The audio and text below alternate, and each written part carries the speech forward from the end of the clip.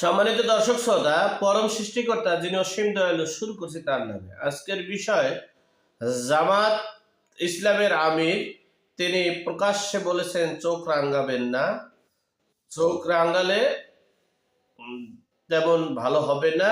এমনকি তিনি অনেক বিষয়ে আলোচনা করেছেন, সেই বিষয়ে সারাংশ আপনাদের সাথে শেয়ার করছি।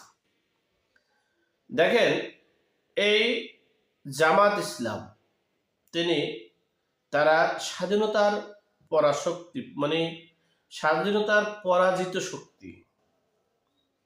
এই দেশটা স্বাধীন করতে তারা চেয়েছিল না। তারাই 5ই আগস্টের পর মব জাস্টিস, মব কিলিং, তৌহিদি মব জনতা, এমনকি বাংলাদেশের মাজারগুলো, বাংলাদেশের ধর্মীয় প্রতিষ্ঠানগুলো ধ্বংস করেছে, ধ্বংসলীলা যজ্ঞ চালিয়েছে। এই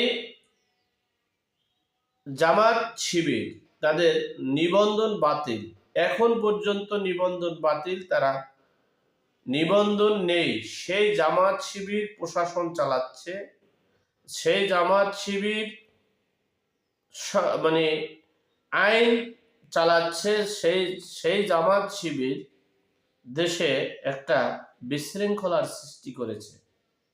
সেই জামাত শিবির বলে যে জামাতের বিরুদ্ধে কোনো আইনকে তোয়াক্কা তারা করছে না, কোনো বিচার ব্যবস্থাকে তারা তোয়াক্কা করছে না, তারা কোনো রাজনৈতিক দলকে তোয়াক্কা করছে না।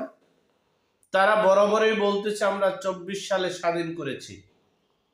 তারা বলেছে এই বাংলাদেশে পরীক্ষিত দেশপ্রেমিক নাকি তারা এবং সেনাবাহিনী, তারা পরীক্ষিত দেশপ্রেমিক।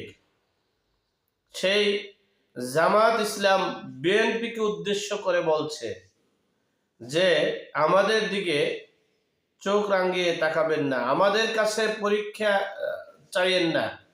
আমরা গত 15 বছরের পরীক্ষা দিয়ে গণ বিপ্লব করেছি, আমরা কি করতে পেরেছি আপনারা জানেন। সুতরাং আমাদের কাছে আর পরীক্ষা নিতে আসিয়েন না, পরীক্ষা চাইয়েন না, আমাদের কাছে চোখ রাঙিয়ে কথা বলিয়েন না, আমাদের কাছে চোখ রাঙিয়ে তাকাইয়েন না। বিভিন্ন ধরনের, এমনকি তারা ছাত্র জনতা মানে অর্থাৎ বৈষম্য বিরোধী ছাত্র সমন্বয়কারীদের ভিতরে ঢুকে তারা এখনো, কারণ হচ্ছে অনেকটা জায়গায় প্রকাশ্যে সব শিবির কর্মী প্রকাশ্যে আসেনি, কিছু কর্মী প্রকাশ্যে এসেছে, বাকিগুলো আস্তে আস্তে ধাপে ধাপে আসবে। সেই কর্মীরা এখন ছাত্র জনতার প্ল্যাটফর্মে, অর্থাৎ বৈষম্য বিরোধী ছাত্র সমন্বয়কারীদের ছাত্র এবং সাধারণ ছাত্রদের প্ল্যাটফর্মে থেকে বিভিন্ন জায়গায় এই দেশের রাষ্ট্রযন্ত্রকে ব্যবহার করছে, নিয়োগ বাণিজ্য করছে, দেশের প্রকৃত ইসলামকে ধ্বংস করার জন্য বিভিন্ন চক্রান্ত করেছে।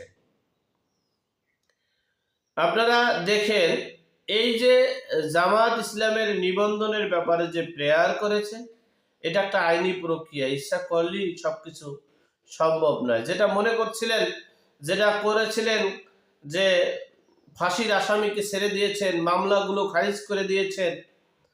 এই দেশে 1989 সালের পর বিশ্ববিখ্যাত একটা দুর্ঘটনা ঘটেছে 2005 সালের 21শে আগস্ট, গ্রেনেড হামলা, সেই মামলাটা পর্যন্ত শেষ হয়ে গেছে। যাই হোক, বিএনপি কি করবে কি করছে সেটা তাদের ব্যক্তিগত ব্যাপার, আমি সে বিষয়ে পরে আলোচনা করব। আজকে শুধুই আলোচনা হচ্ছে জামাত ইসলাম।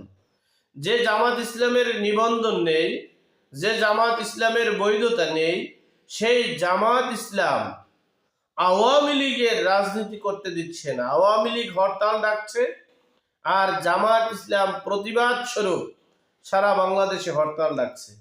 তার মানে সারা বিশ্ববাসী এটা বুঝতে আর বাকি নেই যে দেশটা একটা পরাজিত শক্তির কাছে চলে গেছে। এই দেশটা একটা বিকৃত মস্তিষ্কের লোকদের কাছে চলে গেছে। সুতরাং আমরা একটা যেই দেশে নিবন্ধিত একটা রাজনৈতিক দলের মিছিল মিটিং করতে দেওয়া যাবে না, তাদেরকে সভা সমাবেশ করতে দেওয়া যাবে না, তাদেরকে ট্যাগ দিয়ে জেলে দিতে হবে, তাদেরকে ট্যাগ দিয়ে গণহারে হত্যা করতে হবে, চাঁদাবাজি করতে হবে, লুটপাট করতে হবে, সেই দেশ বসবাসযোগ্য নয় বলে আমি মনে করি এবং বিশ্ববাসী মনে করে। যাই হোক, কিন্তু আমি বারবার বলছি, যারা আসল ডেভিল যারা, প্রকৃত ডেভিল যারা, তাদেরকে বিচারের আওতায় আনুন। সেটা শুধু আওয়ামী লীগই আছে? আপনারা দেখেছেন গতকালকে বাংলাদেশের ইতিহাসে আওয়ামী লীগ গত 15 বছরে যা করেছে তা ফেল করে দিয়েছে গতকালকের কুয়েট বিশ্ববিদ্যালয়ের ঘটনা। তো সেখানে কোনো ডেভিল পায়নি, সেখানে কোনো ডেভিলের আচরণ পায়নি, সেখানে কোনো কিছু হয়নি। তাহলে এই ডেভিল কারা? তাহলে এই অভিযান কিসের অভিযান? এই অভিযান কি শুধু আওয়ামী লীগের জন্য, না এই অভিযান দেশের মানুষকে সুরক্ষা দেওয়ার অভিযান, না এই অভিযান শুধু আওয়ামী লীগ দেশের স্বাধীনতা, দেশের মুক্তিযোদ্ধার ধ্বংস করার অভিযান? আমি বারবার বলেছি আইন শৃঙ্খলা রক্ষাকারী বাহিনীকে, আপনারা এই দেশের নাগরিক, এই দেশের খেটে খাওয়া মানুষের করের ট্যাক্সের টাকার মাধ্যমে আপনারা চলেন। সুতরাং আপনারা দেশকে রক্ষা করুন, দেশের জনগণকে রক্ষা করুন, কোনো রাজনৈতিক দলকে নয়। আমরা যেমনটা 15 বছরের দিকে ফিরে যাইতে চাই না, তেমনি আমরা 1971 সালের 25শে মার্চের সেই আমরা অভিযান, সেই অভিযানের দিকে আমরা যেতে চাই না। সুতরাং আমরা চাই সকল অপরাধী, সে যে দলের হোক না কেন, সকল অপরাধী সে যে দলের হোক না কেন, সে যেখানেই হোক না কেন, তাদেরকে বিচারের আওতায় আনুন। এই প্রত্যাশা রেখে আজকের মতো এখানেই শেষ করলাম। ভালো থাকবেন, সুস্থ থাকবেন। আসসালামু আলাইকুম।